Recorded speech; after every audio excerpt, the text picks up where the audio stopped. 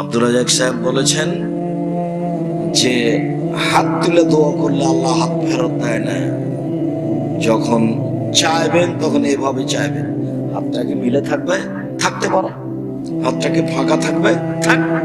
শুধু বলা হয়েছে হাত তুলবে যখন স্বাভাবিক কাঁধ সামনাসামনি হবে, আর যখন বলবে এখনই দাও, এখনই দেওয়া লাগবে, তখন এভাবে উঠাতে হবে। আগে দেও তারপরে কোনো কথা, তখন এভাবে উঠাতে হবে। আর বলা ঢঙ্গে ইসমে আজম করতে হবে। আগে ইসমে আজম কোনটা? আল্লাহুম্মা ইন্নী আসআলুকা বিআন্নাকা আনতাল্লাহ লা ইলাহা ইল্লা আনতাল আহাদুস সামাদুল্লাযী লাম ইয়ালিদ ওয়া লাম ইউলাদ ওয়া লাম ইয়াকুল লাহু কুফুয়ান আহাদ। বলছি এটা মুখস্থ নেই, করতে হবে 24 ঘন্টার মধ্যে করতে হবে। কোথায় পাওয়া যাবে? আইনে রাসূল সাল্লাল্লাহু আলাইহি ওয়াসাল্লাম দোয়া অধ্যায় বইয়ে পাওয়া যাবে। যদি না হয় তাহলে কি করতে হবে? তাহলে দোয়া ইউনুস, লা ইলাহা ইল্লা আনতা সুবহানাকা ইন্নী কুনতু মিনাজ জালিমিন, এটাও ইসমে আজম। তারপরে দুরুদে ইব্রাহিম পড়তে হবে, তারপরে বলতে হবে এখনই দাও। কি? টাঙ্গাইল শহরে 10 কাঠার জমির ব্যবস্থা করে দাও, একটা বড় করে বাড়ি করো, যেটা প্রয়োজন, ভ্যান ট্যান যা হোক, গরু ছাগল, ছেলে মেয়ে, বউ বেটি, যা চান সেটাই হাতে ভাবে উঠাতে হবে, এখনই দাও। দিয়ে প্রথমে কি বলতে হবে? ইসমে আজম, তারপরে দুরুদে ইব্রাহিম। আরে ওটা তো আরেকটা। ইসমে আজম হলো ইসমে আজম, যেটা আমি বললাম সেটা ইসমে আজম, যেটা দোয়া ইউনুস সেটা ইসমে আজম, আর সূরা ফাতিহার প্রথম 3 আয়াত ইসমে আজম। আলহামদুলিল্লাহি রাব্বিল আলামিন আর রহমানির রহিম মালিকি ইয়াউমিদ্দিন। বাস, মানে প্রশংসা, আল্লাহর প্রশংসা। প্রশংসা প্রিয়, খুব প্রশংসা হলে খুব খুশি। আলহামদুলিল্লাহি রাব্বিল আলামিন বলেন খুব খুশি, যার জন্য আফজালুদ দোয়া আলহামদুলিল্লাহ। আল্লাহ নবী বলছেন সবচেয়ে উত্তম দোয়া হলো আলহামদুলিল্লাহ। খুব খুশি, একবারে আটখানা হয়ে গেছে, যার জন্য সবচেয়ে দামি জিকির সুবহানাল্লাহ ওয়া আলহামদুলিল্লাহ ওয়া লা ইলাহা ইল্লাল্লাহ আল্লাহু আকবার। যার কারণে সবচেয়ে ভারী আমল সুবহানাল্লাহ ওয়া বিহামদিহি সুবহানাল্লাহিল আযীম। এগুলোতে কি আছে বলেন তো? ওর প্রশংসা আছে, প্রশংসা আছে। খুব খুশি, প্রশংসা করলে খুব খুশি, যার জন্য প্রশংসা দিয়ে কথা শুরু করতে হবে। তখনও বলবো হ্যাঁ কি চাচ্ছ বলো দেখি, এবার যা চাইবে তাই দিয়ে দেবো। বুদ্ধি করেছ, প্রশংসা করেছ আমার, তারপরে দুরূদ পড়েছ। দুরূদ যদি না পড়ো তাহলে দোয়া উঠতে উঠতে এখানে থেমে যাবে, আর ওদিকে ঢুকতে পারবে না। কেন? দোয়া দুরূদ পড়েনি, সেজন্য ও ঠেকে গেছে। ও মধ্যেখানে ঠেকা থাকবে, দুরূদ না পড়লে ওটা উপরে যাবে না। ওটা মুহাম্মদ সাল্লাল্লাহু আলাইহি ওয়াসাল্লাম বলেন। তাহলে আগে কি করতে হবে? প্রশংসা, ইসমে আজম, তারপরে কি পড়তে হবে? দুরূদ। এইবার পথ খুলেছে আমার, এইবার পথ খুলেছে আমার, এখন আমার কথা উপরে যাবে। তারপরে যদি হারাম রুচি হয় তাহলে সব।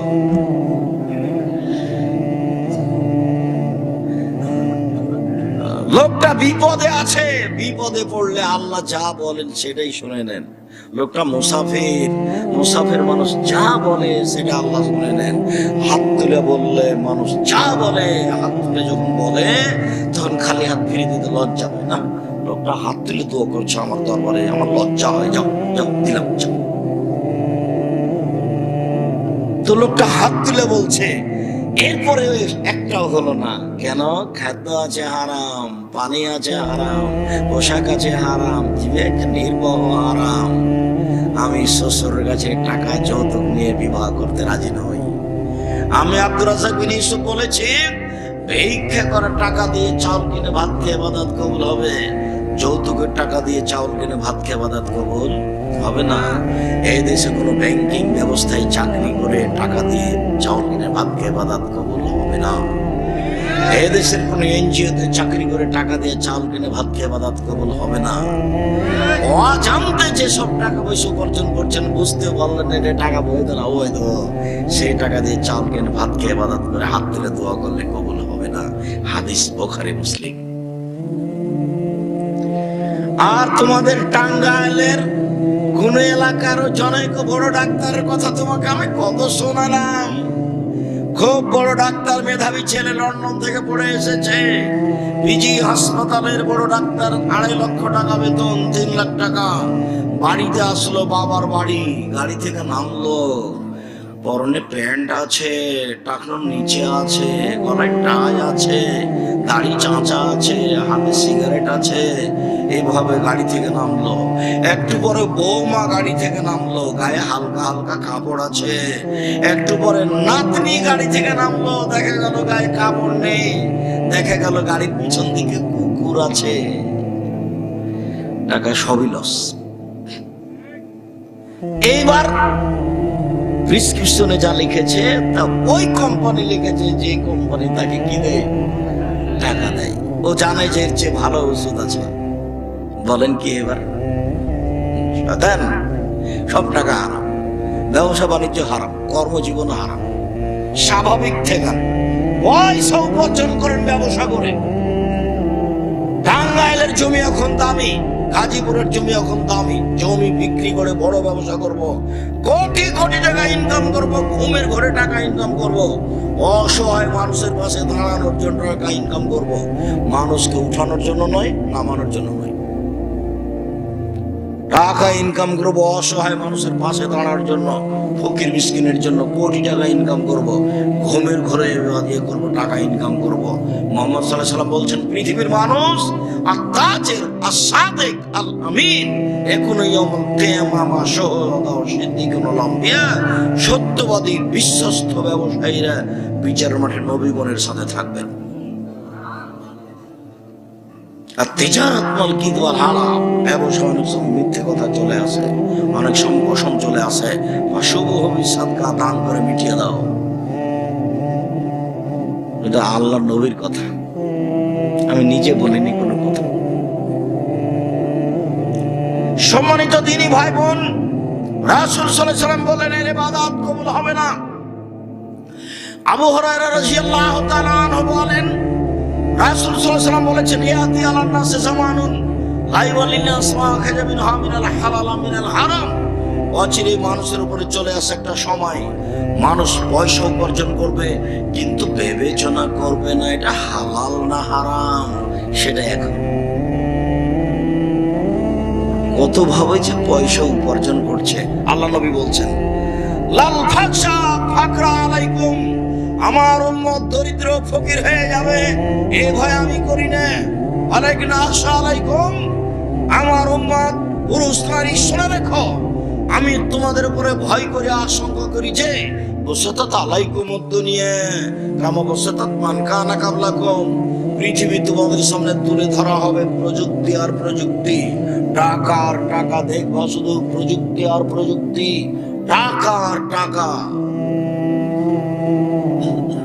যারা ইহুদি খ্রিস্টান ওরা সব সময় টাকার বিনিময়ে কাজ করে। ওদের পথে আছে দুবাই। তার মানে এখানে একটা গাড়ি রেখেছেন ফাঁকা জায়গাতে রাস্তাতে, তো ওখানে গাড়ির পার্কিং এর একটা দাগ করা আছে, ওখানে গাড়িটা রেখে দিয়ে টাকা দিয়ে সরতে হবে, নাহলে 300 দিরহাম জরিমানা লাগবে। নেট ব্যবহার করবেন টাকা দিয়ে, নেট ব্যবহার করতে টাকা ছাড়া কোনো জিনিস করে না। পড়াশোনা করে টাকা দিয়ে, বহির্বিশ্বের ছেলে মেয়েরা পড়াশোনা করে কিসের জন্য? সব সময় টাকা ইনকামের জন্য, যার জন্য ওরা পুঁজিবাদী মিথ্যাবাদী। ওরা আল্লাহর রাস্তায় কোনো কাজ করে না। মুসলমান কিছু আল্লাহর রাস্তায় কাজ করে, আল্লাহর রাস্তায় কাজ করতে করতে গিয়ে সামাজিক পিছিয়ে পড়ে গেছে, তখন এরা অর্থে এবং কর্মে চিন্তা চেতনে কি হয়ে গেছে, পিছিয়ে পড়ে গেছে। ওরা আগে চলে গেছে, ওরা শুধু পয়সা নিয়ে চিন্তা করে। সারাদিন অন্য কোনো কাজ করার হিসাব নেই, শুধু খালি পয়সা আসে আর যায়।